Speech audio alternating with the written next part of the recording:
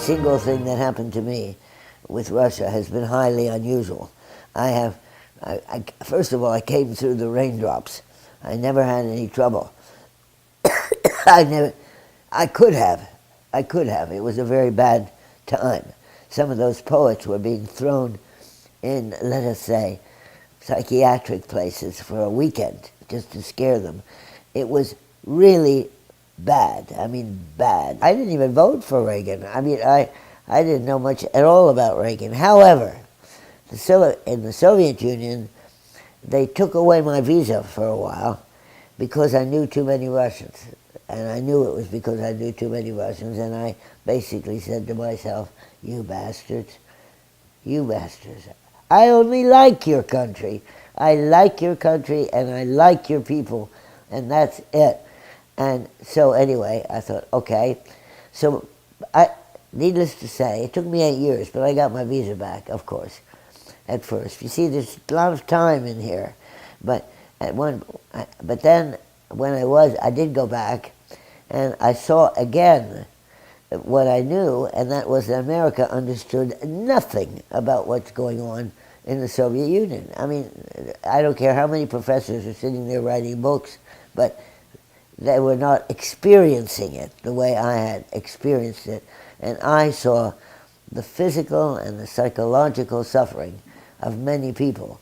My friends lived in communal apartments. They didn't, live in hotels. I knew so many people, and I loved them. That's all I can say. I loved them. And I do believe that love is the most creative force in the world, period. So I can say I loved them. And anyway, I did go back. I knew I would go back. When it first happened, I cried for 3 days. And then I said, stop crying. I knew I'd go back. I knew it would be a long time, and I knew it would be different. And it was a long time. It was 11 years. But I never forgot. And we could not correspond, but I never forgot what I had seen and experienced and the very wonderful qualities of the Russians that I had been lucky enough to also understand and see. And those qualities are generosity. I mean, at their best, the Russians are the most generous people in the world, I think. And they are marvelous about that. They understand suffering, and I was suffering terribly with my son. You don't know. That's a whole other story. It was a whole other book. I spent 18 years trying to keep him alive. And so I knew something about that. And they helped me. That's all they did, because of their courage, because of their patience. So I saw, that's what I was seeing in Russia. I was not seeing big boys from the Communist Party. I was seeing the Russian people. When I saw, once again, this is in the 80s, I guess, yes, because 84 is when I meet Reagan. What I saw was that, again, the United States, unfortunately, understands very little in the heart, about what Russians are like. They just don't understand because we have never experienced it quite. That's one of the reasons I could talk to you about that for a long time, but I won't. But so I said to myself, because I'm Swiss and I'm from Bern, my father's from Bern, we are known for being stubborn and persistent. I said when I came back, you know what, I've got to go see the president because, well, he doesn't know. And Reagan was talking about the evil empire at that time.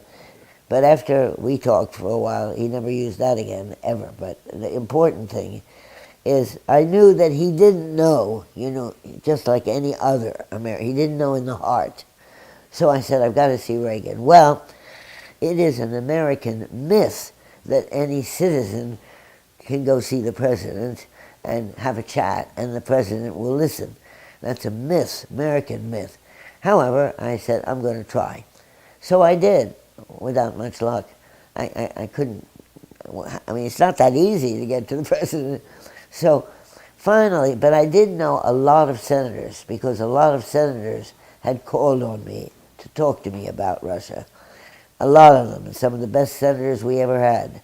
and they were great. And I also knew Scoop Jackson, among others, but many others. So I thought, all right, maybe I can't get to the president, but I can get to the senators, so I will go.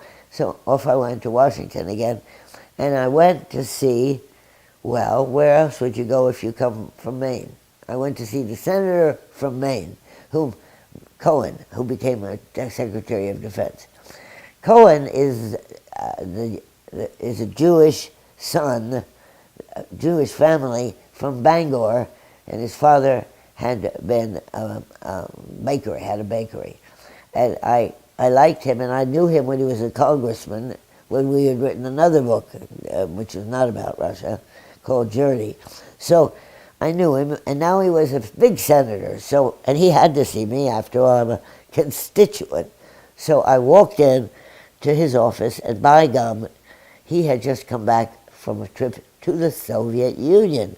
He had met Yevtushenko. He had met, he wrote novels. And anyway, and so he talked and talked. And in fact, we talked for 4 hours, and every so often he would get up and go vote and then come back and talk some more. And then finally, you know what he said? Music to my ears, after all these years of searching. He said, you know what? You should see Bud McFarlane. Bud McFarlane was the National Security Advisor of Ronald Reagan at the time. So I said, all right. He picks up the telephone. This is America, really. And he says, hello, Bud. This is Bill. I got this woman here who knows a lot about Russia. You ought to see her. Okay, 20 minutes I had. So I was very happy about that. I went back, and I knew he was a Marine colonel, and it would have to be exactly 20 minutes. So I rehearsed. So I'd have just 20 minutes. And then again, the good Lord took care of me, because I went on the train, and I called up my good friend Hedrick Smith, who was head of the New York Times Bureau, and said, what is Bud's first name? And he said without hesitation, William. Well, William was his father. But I thought, Hedrick, if Rick doesn't know, who will? So I typed. I had no secretary. I did this little paper, and I typed William McFarlane. Well, I was saved. I got on the plane, and I happened to sit next to a man, and I see in the New York Times, military men in the White House, and it says Robert McFarlane. I knew that if he saw that, he wouldn't listen to me at all. If you don't know the first names of somebody, that you're through. Okay, but I was going to the White House for the first time, so I went. And there was this wonderful woman who saved my life. In fact, I'm going to be seeing her this week. She was the top efficient secretary, the top and the most important secretary, she always called herself, of all these famous guys, Kissinger, Haig, everybody. And I went in, this is what I did, I lied, absolutely. She was so nice that she came up, and I said, oh, Mrs. Hall, I'm very sorry, but my secretary has made a mistake. Of course, I didn't have one. And I made a mistake, and it says William. She said, I'll take care of it. And in 3 minutes, not even, she had it changed. I have the paper still. You can't even see it. She had it changed back to Robert in the time it took me to walk across and go into his office. Nothing might have happened if it hadn't been for Wilmer Hall. There's no question of that. So I went in. I did it 20 minutes exactly. He looked at me at the end of 20 minutes, and he didn't get up. And so there I was, 20 minutes, poop. And then he said, what you have to say is so interesting. Could you come back and talk for 2 hours? I said, yes. Nothing that has to do with Russia is quick. This took a long time, all this. A long time to get to know, and a long time to be able to do anything. So, anyway, I did see McFarlane again. In fact, I saw him 3 times, and the second time he already said, I have talked to the president, and he's very interested. And then after the third time, they said, come to the Oval Office. And that's how I met him, all right? However, Ha! Nothing is easy. You should. I was pretty scared, I can tell you. I didn't know. But there I was, escorted into Oval Office, and what do I see? Reagan is very tall, and I kept looking. I didn't really see anybody else at first. Then I realized he was surrounded by men. It was his whole cabinet. Now, can you imagine me alone in a second-hand dress, and that here I am, going in and seeing all these guys, and I suddenly realized so I thought the president would say to me, "Hello, Mrs. Massie. Good luck, Mrs. Massie." It already had been decided that they wanted to send me off in a maybe back channel, something. So he said, I thought he'd say, "Hello, Mrs. Massie. Goodbye, Mrs. Massie. Good luck, Mrs. Massie." Boom, boom. And that then there'd be a click of a photographer and I'd be out the door. But he didn't say that. He looked at me and he said, "Sit down, Mrs. Massie." Oh, my heart sank right down to rip. But because there I was in one of those big chairs where the, heads of state are always sitting. And I was right there, sitting next to him. But you know what? I suddenly realized, and when you're that scared, because all the men sat down in pecking order, Bush, Baker, Deaver, like this, both sides of the white couches. And I thought, what am I going to do? I mean, if I talk to him and I talk to them, it's going to be like a ping pong game. And I decided, no, I'm going to forget that they're there and just look into his eyes and talk to him. So, to my surprise, I also began to feel that he was nervous. He was very nervous. You can feel it, and I think when you're so scared as I was, you can feel somebody's aura. And I thought, and I didn't know why, except I suddenly remembered that somebody had written in the newspapers that he didn't like experts. And somebody had told him I was an expert. Now, I never call myself an expert. If I call myself a specialist, that's a lot. But usually I just say what I am. I mean, that I felt, and for him, I felt like putting my arm around him and saying, "Mr. President, I'm not an expert. I just know a little about this one thing." And I didn't, and it's true. I know a lot about Russia, but I certainly didn't know, I'm not an expert. And experts, I once read a very good definition, are people who can be wrong with great authority. And that's the truth. And they are wrong, and when you say expert, they don't think any further. They're here. I call myself a student of Russian affairs, because students keep learning all the time, and they're not experts, So anyway, he talked and talked and talked, and the cabinet was not happy. I mean, he just didn't go. He was supposed to leave, and he didn't go, and they really sort of had to drag him away. But I didn't know. I mean, I asked McFarlane. I said, "Bud, did I do all right?" He said, "You did just fine."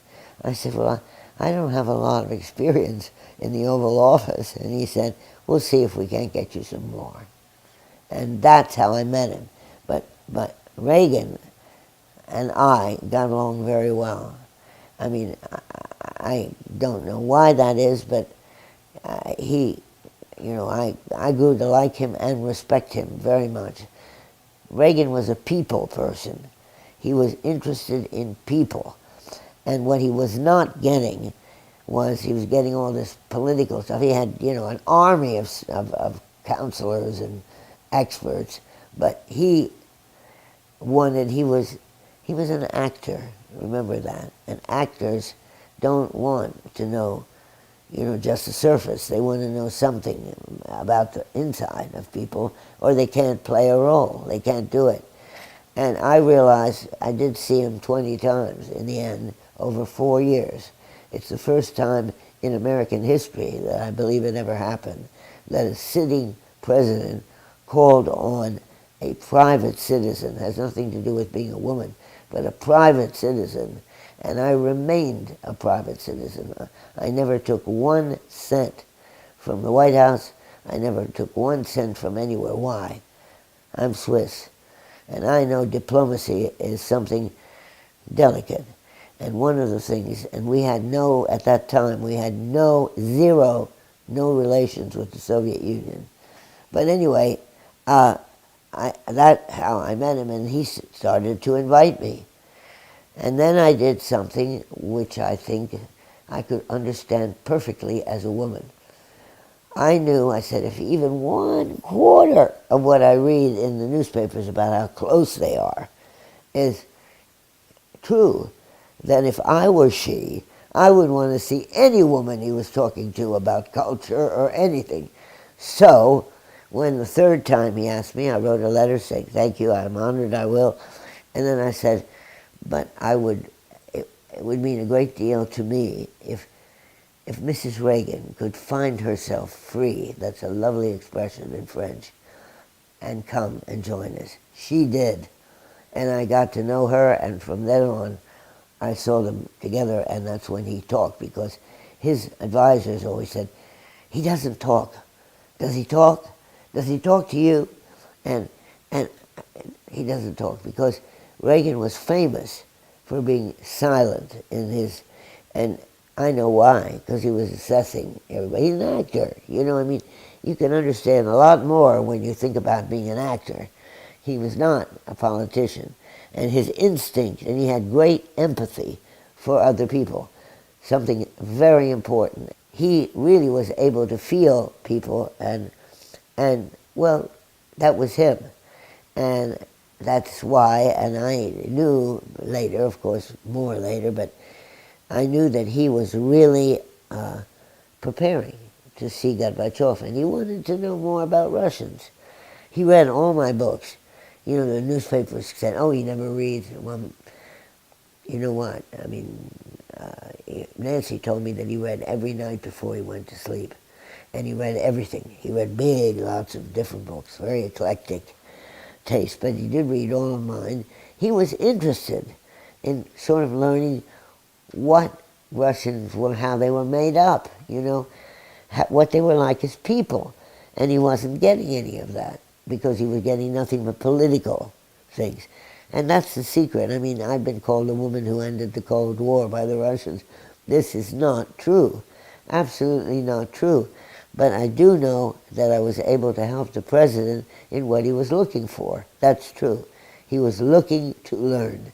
And I tried to teach him. We did not talk about politics. We did not. But I saw him. We'd have these long lunches. And with Nancy, too. And there he talked all the time. When Nancy was there, just he and me and her, he just talked always.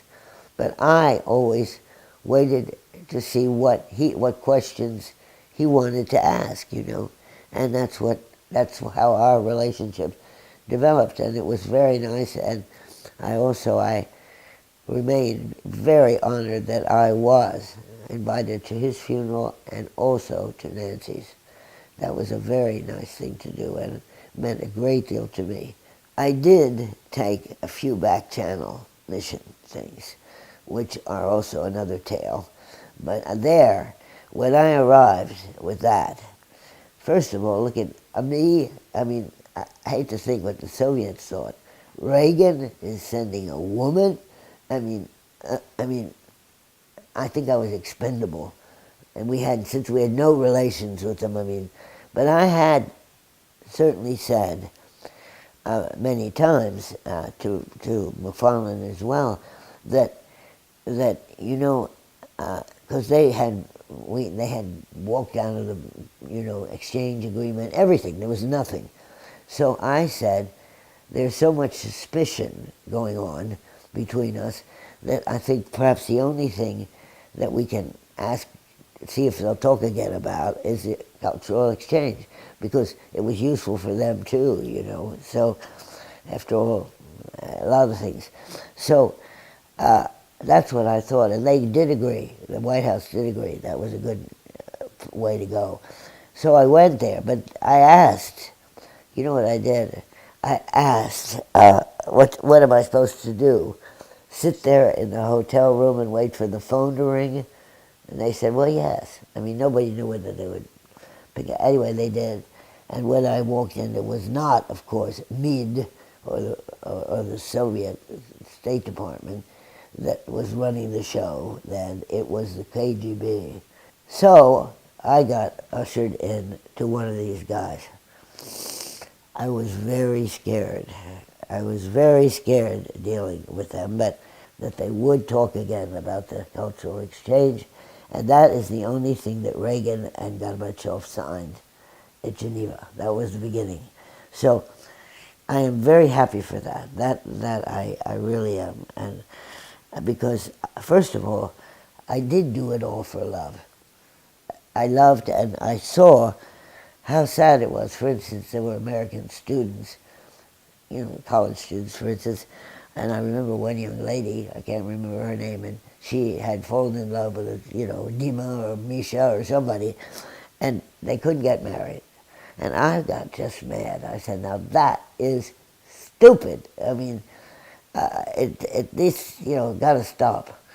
And so really I did do it all for love. I mean, I did. I thought this was so wrong not to have any culture. And bless Reagan that he liked that, wanted to do that too for his own reasons. I mean, there are a lot of things here. But anyway, to make a long story short, I was able to come back after that first one, tell the president that they had said yes, they would talk. And they did, and they did talk for 13 months. But they did, and it ended up in Geneva. But you see, Reagan was getting prepared all along because Reagan. There's a very good story about this, and I can tell you, and you can. But I've always thought it was Reagan when he was simply what do you call him? Now running for the presidency. He was taken to NORAD, and NORAD is our head of all atomic everything, and general that greeted him. Reagan had a way of asking what seemed like obvious questions, but they were good. He asked, well, if there were a missile that hit you here, NORAD, what would happen? He said, said the general, we would be destroyed, of course. So then he said, but then what about a town? He said, well, how much warning would a town have? What could you do for saving a town? Oh, well, we might be able to tell them what direction it was coming from, but maybe 8 minutes before that. So Reagan went back to the guys he was traveling with that day, and he said, and we've spent all that money, and we can't even protect a town. And, well, he knew and was very concerned about atomic weapons. Thank heaven that so was Gorbachev, and they really did become friends. And I mean, I know a lot about that too, because I know Gorbachev. But by the way, it's his birthday. It will be his birthday at the beginning of March. So you might think he'll be 20, he'll be 89. And he is a very good man, and whenever I have seen him now, since, it's the way he talks about Reagan with so much respect. It can only touch your heart, really. They really became, I think, friends in that sense, as much as one could be. And I know, Reagan was so funny, and he what a good sense of humor he had. He was Irish, after all. And when he finally did go to Moscow, for the first time that a president had gone for 6 years, first of all, the Russians, many Russians, some of the big ones too, said that if he had been running for office in Russia, he would have gotten more votes than he did in the United States. He did it so well, and I can tell you, I was so touched. It was like seeing my most brilliant pupil just get, everything. I mean, because he never made a wrong move. He never did.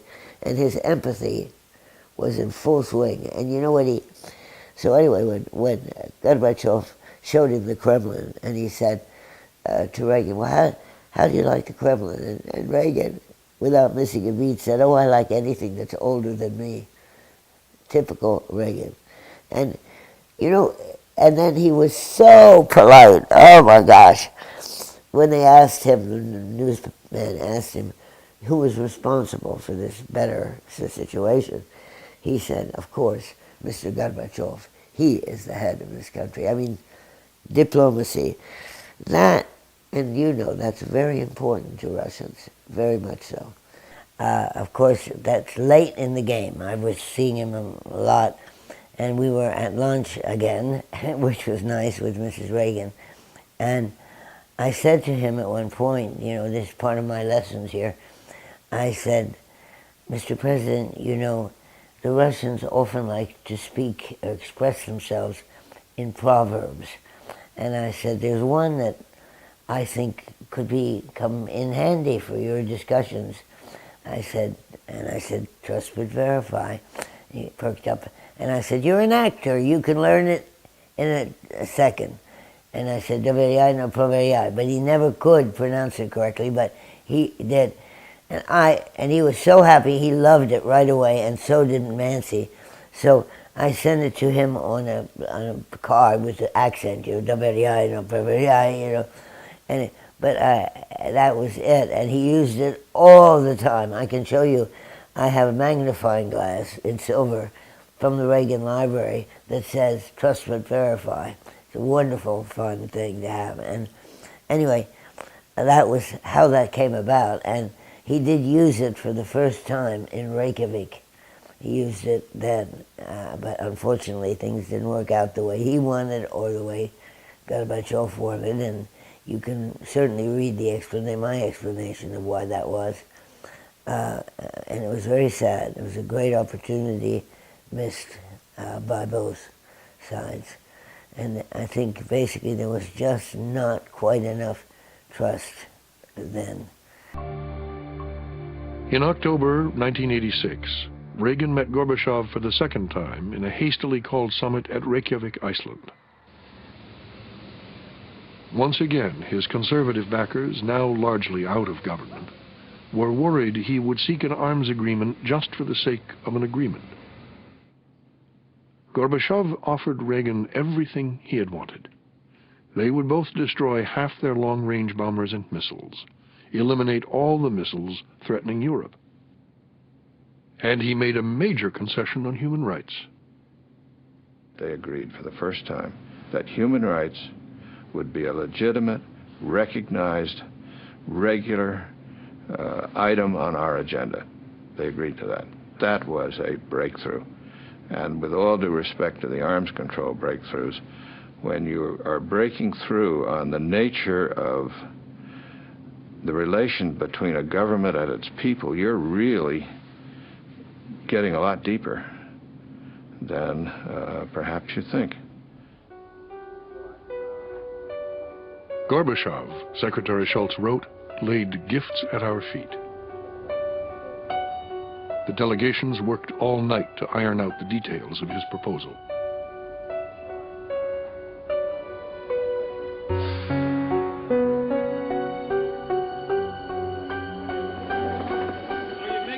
Are you making headway at least? I won't comment on that now. That's okay. The next morning, Gorbachev insisted that all the missile reductions he proposed were contingent on restricting SDI research to the laboratory. Reagan refused. The meeting appeared to be over. He wanted to get out of there and be home. He wanted to be home for dinner that night, if at all possible, and with the change in hours. If he left in the early afternoon, he could be home in Washington for dinner. And matter of fact, I remember his talking to me about that, saying, Don, these things are really dragging on. And I had to say to him, hang in there, Mr. President, I think we're winning. At this point, the Soviets challenged the Americans to make a concession. The U.S. delegation did. It agreed to abide by the treaty banning space defenses for 10 years, and proposed that during that time, both sides scrap all, not just half, their long-range missiles. Reagan liked the boldness of the proposal. The two leaders of these two powerful countries running way beyond their arms controllers and their defense ministries and their state departments and saying, let's get rid of nuclear weapons. There was a timeout asked by the American side, and Gorbachev walked out, and we were sitting in a small room, and he said, if Reagan accepts, the world will be a new one. Things will change historically. Reagan could realize his dream of reducing the nuclear threat, perhaps only by risking his dream of a space defense. Gorbachev still insisted on restricting SDI research to the laboratory. It took tremendous discipline for Ronald Reagan to leave that little room without an agreement.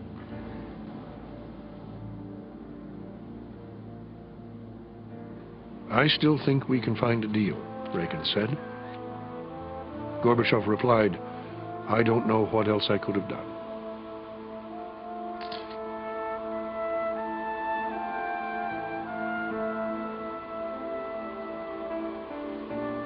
He got into the car and his shoulders slumped. He was in the back seat. You would have thought that he had just lost a combination of the Rose Bowl and the Stanley Cup and the Olympics. He was so down.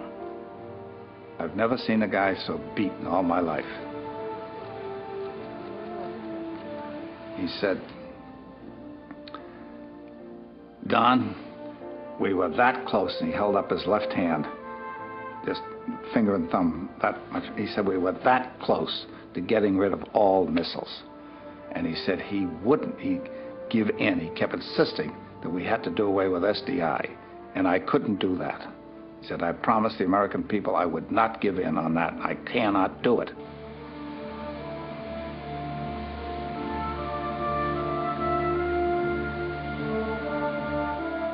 At the time, Reykjavik was considered a failure.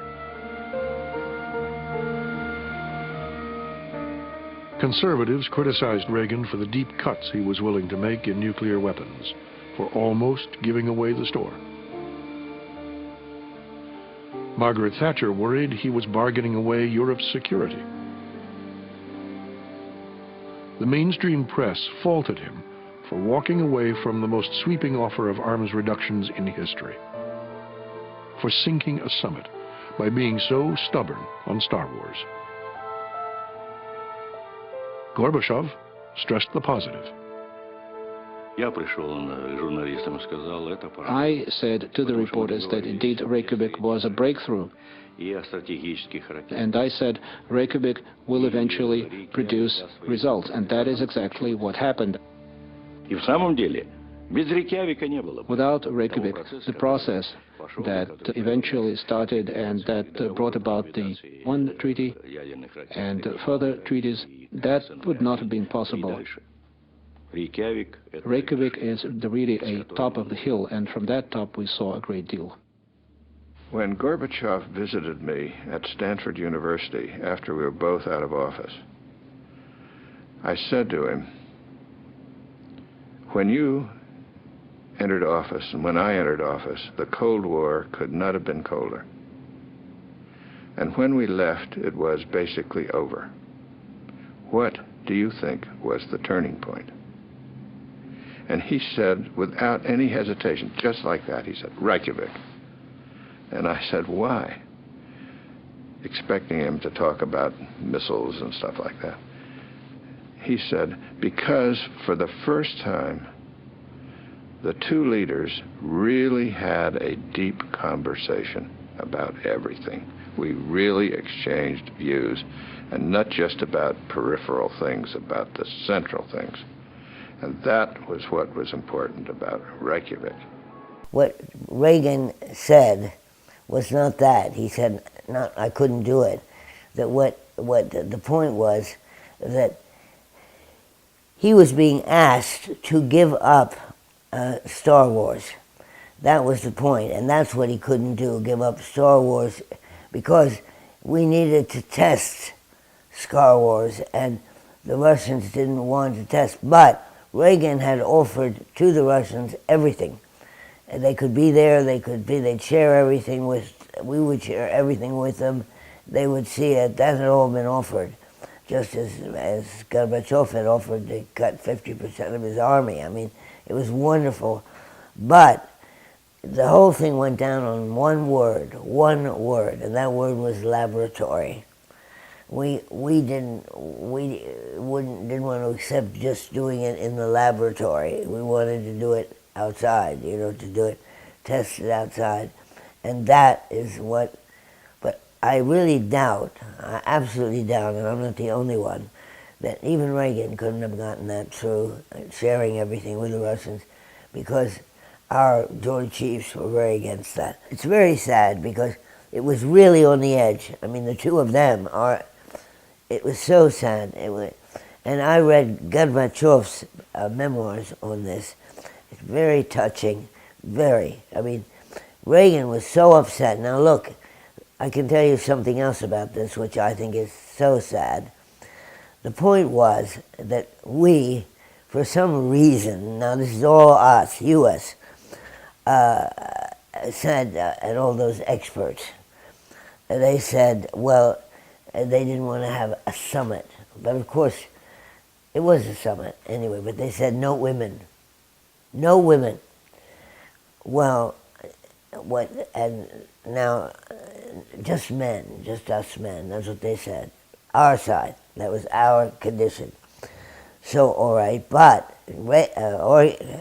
Gorbachev writes, it's in his memoirs, that they came, he didn't know that that's what we'd said. And that's why I, frankly, my dear, I suspect this from our side. I mean, I really do. Because Nancy, I mean, imagine Nancy, she always went, okay. They told Nancy she couldn't go.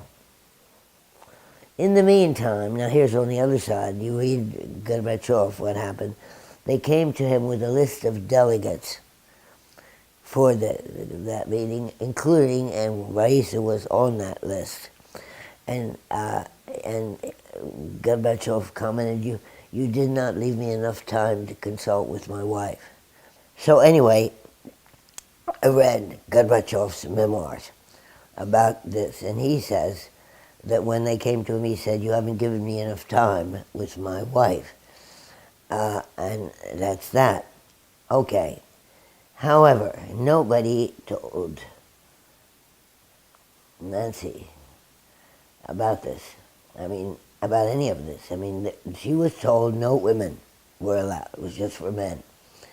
Well, as it turned out, Raisa, as you may remember, was there. And also, we, U.S., said there was made a blackout on all news. So all these thousands of photographers who had nothing to do did nothing but photograph Raisa in her little fox jacket. Okay. I was dining this night with a friend, somebody who had been on Nancy's staff. We were in Boston, one of those musty-fusty Boston clubs. And she said, you have to call Nancy. You just have to call Nancy. She is so upset. You must call her. And I said, why? Well, she was upset about Raisa. And so I did call her, and she said, that woman, just like that. We were told, she said, that it was only for men, and look what she did. So she thought that Raisa had just horned in.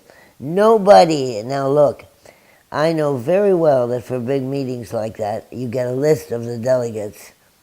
We would have had that list of the delegates that showed her as a delegate. I know that because he made her not a chief delegate, but a delegate. And I know we got that. I know it. And nobody told Nancy. So Nancy was, beside herself. I had this conversation, and she said, I don't care. This woman, what she... I finally calmed her down. But she was furious. And even when they came, it was after that they came to Washington.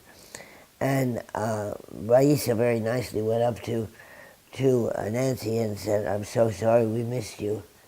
we missed you in Reykjavik. And Nancy said, I was told that women were not there, just like that, very cold.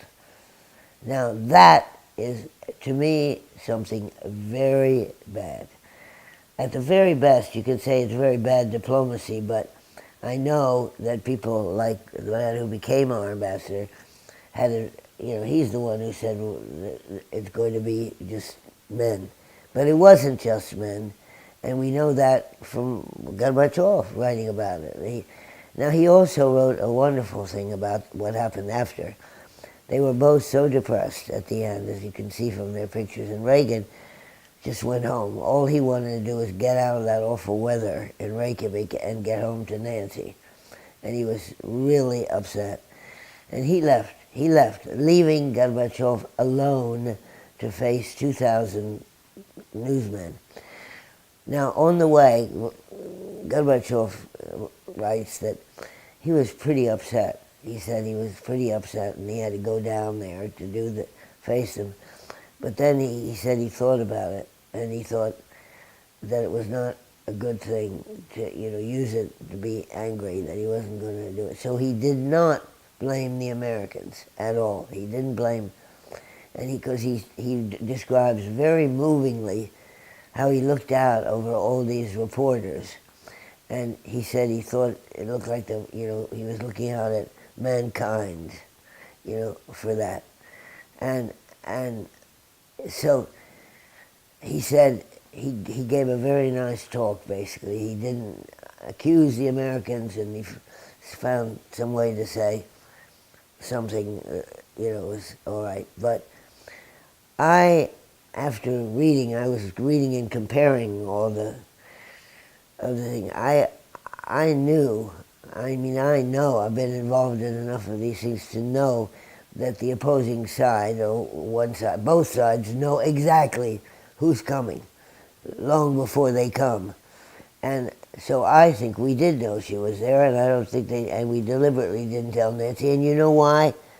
Because there were people in our side who knew that Nancy would have urged.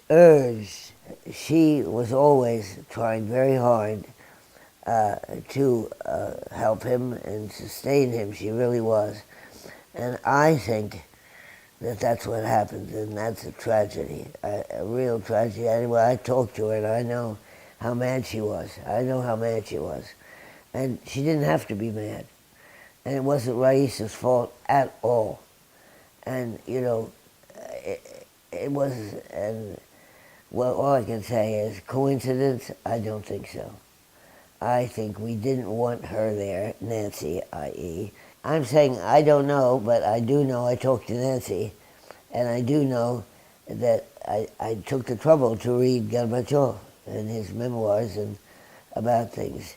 And it's really wonderful when he starts writing about how he felt when he looked at all these reporters and how he did not say bad things about America, which is absolutely wonderful. But everybody now can agree that if only Reagan and they'd stayed another day, they could have probably solved it.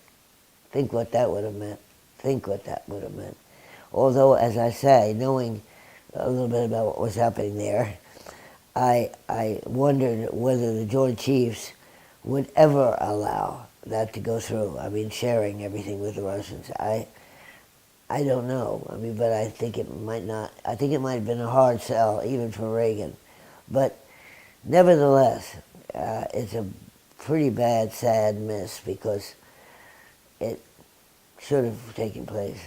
And that's it. But anyway, trust but verify. He used over and over and over, and he used it when they signed this very important thing about reducing atomic weapons, which now Trump has thrown out. But I remember how proud and happy Reagan and Gorbachev were when that got signed. So makes me very sad that missed. Did you ever meet with Ronald and Nancy after? Yes. And you know what they did, which was even nicer? You can see that in the book. 2 years after after he'd left the presidency, they came up to say goodbye, final goodbye, to Gorbachev and Raisa. And I learned, I was at Pavlovsk that day, I learned that just a few hours before that they were going to come to Pavlovsk, because he had read the book and he wanted to see the place, and they came.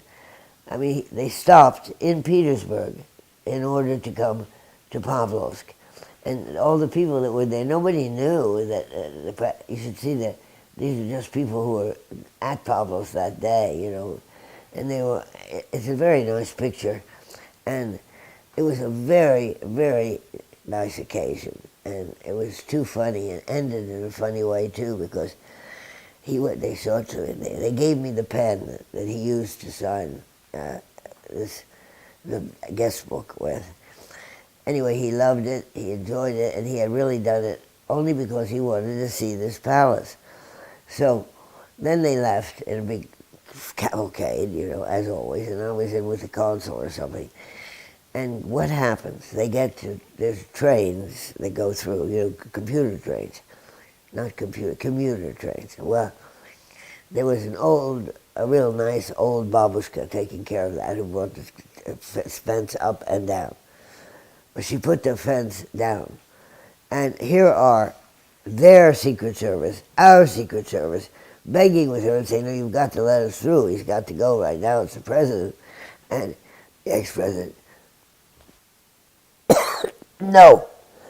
And she was taking care of that fence, and she was not going to lift it. They went, and you should have seen how funny it was.